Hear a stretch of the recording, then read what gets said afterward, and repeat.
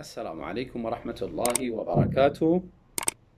برادران و خواهران نهایت گرامی، الله تعالی حفظتان داشته باشه و موفق و سرفراز بوده باشید. یکی از سوالهای مهمی که بیشتر برادران و خواهران میکنند در این روزها مسئله خواندن نماز عید در خانه است، به خصوص به انتشار این مرض که اکثر دنیا را فرا گرفته و بسیاری از دولت‌ها اجازه نمیدهند که در مساجد عید برگزار شود و مردم اجتماع داشته باشند. پس یک مشکلی عمومی است نه خصوصی. در این صورت ما چی میکنیم و حکم شرعی چی است که ما داخل خانه آیا عید برگزار کنیم یا خیر، نماز عید بخوانیم یا خیر؟ البته باید این را بدانیم که اصل امیست که عید در یک مجتمع عام و جایی که اکثر مسلمان ها یک جمع بزرگی که در یک جا زندگی میکنن اونها در اونجا جمع شوند و عید را با صمیمیت و اخلاص و همدلی و انسجام در یک فضا و در یک عیدگاه ادا کنند و این اصل است.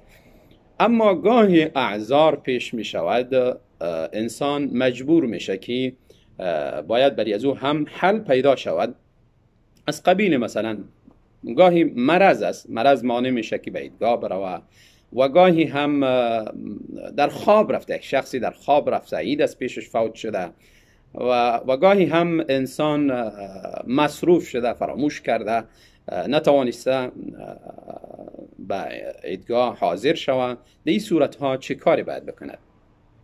آنچه که از علما نقل است، از علمای متقدمین و علمای بزرگ اسلام، ای است که اگر عید از پیشی کسی فوت شد، عید نتوانست درک بکنه، پس عید در هر جایی که قرار داره، در خانه یا قریه یا جای دیگری، باید ادا کنه.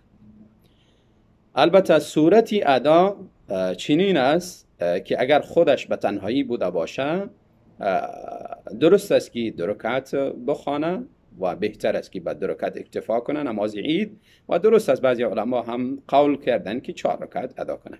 اما اگر اهل فامیل همه بوده باشه، در این صورت نماز جماعت ادا میکنه. در صورت انفرادی البته خفیه بخوانه بهتر، اما در صورتی که با جماعت ادا میکنه، اهل و فامیلش هست و فرزندانش هست، در این صورت 2 رکعت جهرن ادا کنه، 2 رکعت ادا کنه جهرن و تکبیرات عید هم رعایت بکنه. عدد تکبیرات عید احادیث زیادی در این باره و همچنان اقوال صحابه وارد شده، اما بهتر است که در رکعت اول 7 تکبیر به شمول تکبیره احرام، یعنی تکبیری که در اولی نماز گفته میشه، و بعد از او دعای استفتار سبحانك اللهم یا اللهم بعید میخوانه، و بعد از او 6 تکبیری دیگه میگه. و بعضی علما هم گفتن که 7 تکبیر، البته به 6 اکتفا کنه بهتر است. و بعد از او سوره فاتحه را میخوانه، قرائت میکنه، و بعد از خواندن سوره فاتحه اگر یاد داشته باشه سوره قاف را تلاوت کنه، یا اینکه سوره سبح اسم ربک الاعلی در رکعت اول.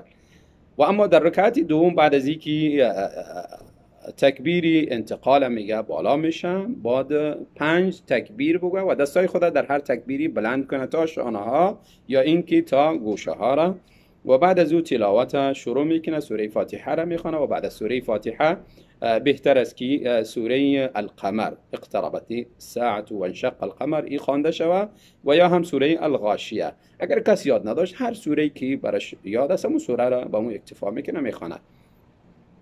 و بعد از اینکه نماز تمام کرد دیگر خطبه، اکثر علما میگه خطبه نداره و به همین 2 رکعت نماز اکتفا میکنه. و این 2 رکعت نماز قبل از او نه نفل داره و نه بعد از او نفل داره و نه اقامت داره. اقامه برش گفته نمیشه، یعنی تکبیرات برش گفته نمیشه. قسمی که بعد نمازهای دیگری فرضی اقامه گفته میشه، و نه اذان داره. و عده علما خواندن نماز عید در خانه جواز نمیدانند. البته این رأیشان است و مذهب فقهیشان است، الله تعالی مغفرتشان کنه. و این مسائل بودنی از اجتهاد در میان علما، مسائلی است که بعضیا جواز میدانه بعضیا جواز نمیدانه. و در عموم حتی کسایی که در خانه درست نمیدانن، از کسی که فوت شد نماز عید میگن که قضاءً یعنی نفل بخونه 2 رکعت یا 4 رکعت. به هر صورتی قولشان است، لکن در مقابل از انس رضی الله عنه ثابت شده که در منطقه به نام زاویه زندگی میکردن در نزدیکی شهری بصره. نماز عید از پیششان فوت شد و فرزندانشان و اهلشان جمع کردن و غلامی داشتن به نام عبدالله ابن ابی عتبه. او را امر کردن که اینها نماز بدهد، نماز عید. و آنچه که اهل شهر، یعنی مردمایی که در شهر زندگی میکردن، نماز عید به طریقی که میخواندن مانند طریقی از اونها، یعنی تکبیرات مانند تکبیراتی از اونها گفتن و همچنان به 2 رکعت اکتفا کردن. و علمای زیاد، جمهوری از اهل علم فتوا دادن کسی که نماز عید از پیشش فوت میشه، چی مرد باشه چی زن باشه. حتی امام بخاری رحمت الله علیه باب بسته میکنه، باب اذا فاته العید یصلی رکعتین وكذلك النساء وكذلك من كان في البيوت والقرى. تحت ذی باب قول انس رضی الله عنه که غلام خود امر کرد در منطقه زاویه اهل و فامیل خود جمع کنه و در اونجا نماز بخوانند. این را آورده و همچنان از علمای دیگری نقل کرده که وقتی که نماز عید فوت شد 2 رکعت بخواند. و همچنان از حدیث استدلال کرده. امام بخاری رحمت الله علیه آدمی نکته‌دان و ظریفدان و فقیه بسیار دقیقی، از حدیث جاریه استدلال کرده که 2 جاریه و 2 دخترکی خردی نزد عایشه رضی الله عنها در روز عید آمدن در خانه رسول الله صلی الله علیه وسلم. اینها بیت میگفتن. ابوبکر صدیق داخل شد و اینها را نکوهش کرد، تهدیدشان کرد، گفت در داخل خانه رسول الله صلی الله علیه وسلم شما مزمار آواز شیطان میخوانید. رسول الله صلی الله علیه وسلم ابوبکر صدیق فرمود که اجازه شان بتی و این عید ماست. امام بخاری رحمت الله علیه از کلمه عید، علما کسای شارحین که نوشته میکنه، از این استدلال میکنه که عید برای همه است، مرد و زن و جماعت و انسانی که منفرد در حالت انفراد است. پس نسبت عید بر روز شده. همه از این کلمه عید استفاده میکنن. اگر هر چی که برش میسر بود، یعنی وقتی که عید برای همه بوده باشه، نماز عید هم برای همه است. اگر با جماعت ادا کرد اولا و بهتر و اصلی عید است. اگر از پیشش جماعت فوت شد، در اون صورت در هر حالتی که قرار دارد تنهاست یا با اهلش است، نماز عید بخواند.